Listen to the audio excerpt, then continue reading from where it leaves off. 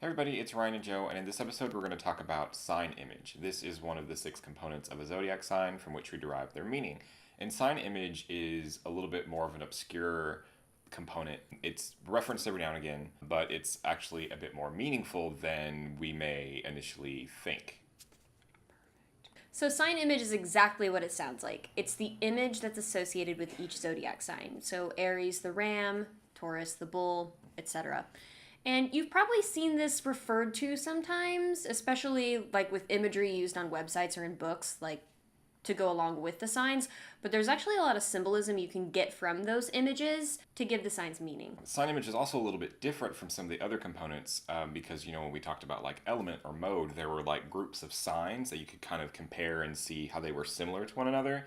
But sign image is actually kind of a bit more individualistic per each sign. Like, Aries is the ram and there's no other ram sign to like compare or see how they're similar or not. Sign image is also a component that, while it is a component and it does inform the meaning of the signs, is a bit more specialized or maybe not as easily applicable to like the personality traits of natal astrology. So like some of the things that we'll talk about may seem a bit weird to like how do I use that? Well, because it's something that you would use in say like medical astrology or would become important in horary astrology or like some more specific context than just like your natal chart or like personality characteristics. So if we say something that's just kind of weird, don't worry about it.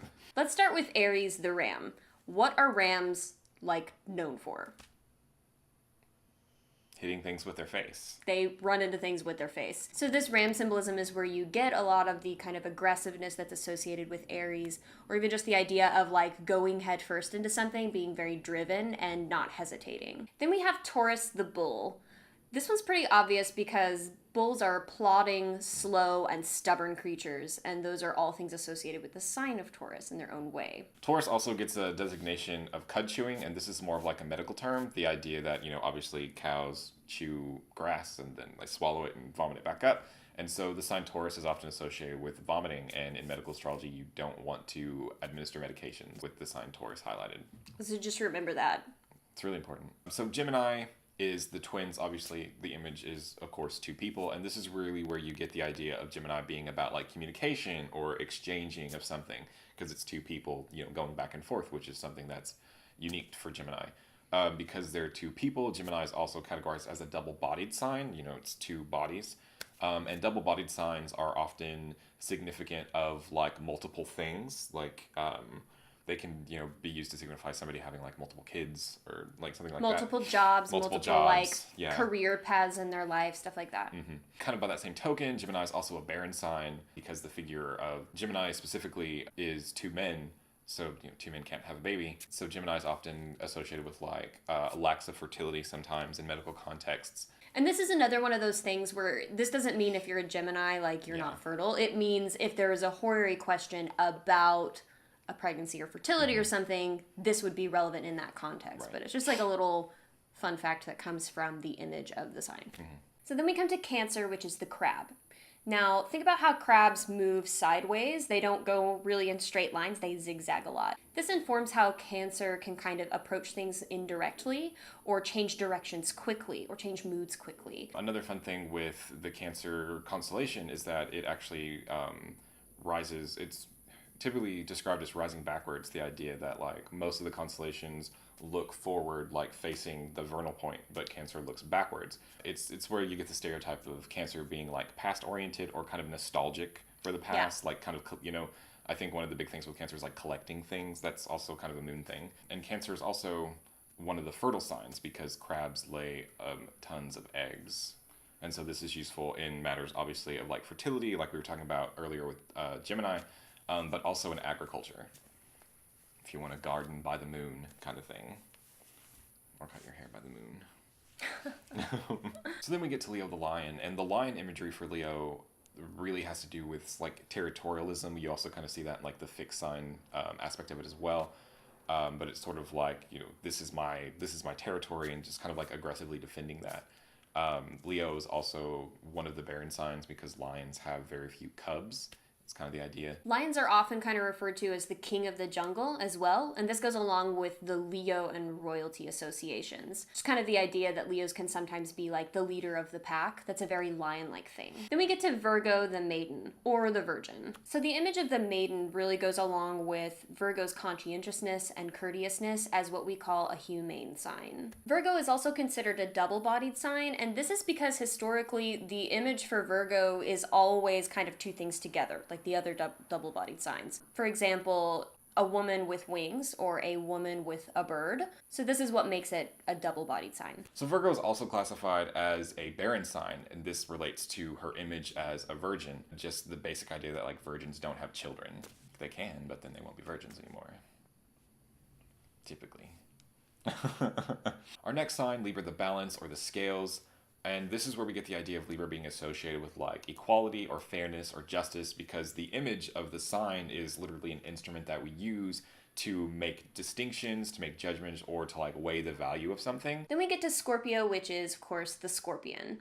Scorpions typically like to hide underground and never really go after you, but they're very defensive. If you get too close to a scorpion, it will just sting you before you even know what happened. This really relates to kind of the secretive and defensive nature of Scorpio. And just the idea that while it will like basically assault you or come after you, it's not going to do it in an aggressive like Aries the Ram, I will hit you with my face kind of way. It's in a very like defensive, secretive, cunning way. Just like real scorpions. Just like real scorpions. Also, just like real scorpions, Scorpio is categorized as a fertile sign because scorpions have a lot of babies at once. In secret. In secret.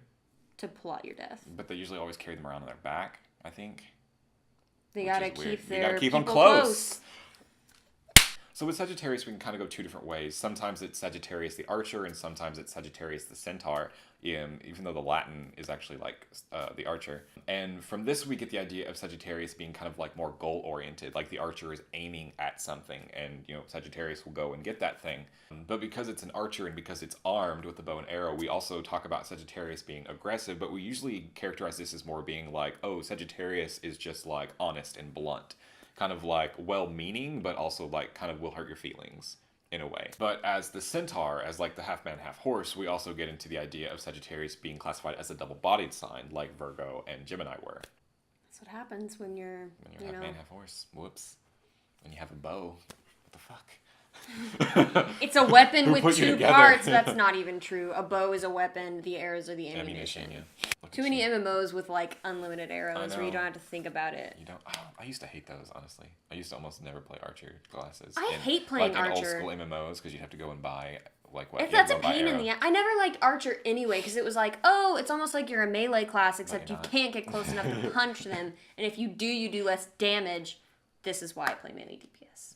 Now you know. Okay, so next we have Capricorn, which is the goat. So mountain goats are obviously kind of isolated by themselves off on mountains. And one thing that mountain goats are super well known for is being able to scale these mountains that are like really sheer surfaces. This kind of goes along with Capricorn's very determined and persistent nature and willingness to go off by themselves and do whatever it takes to really master something or reach the height of a skill. So with Aquarius, we get to the concept of the water bearer, and the image of Aquarius is, you know, a man knelt over pouring out an urn of water.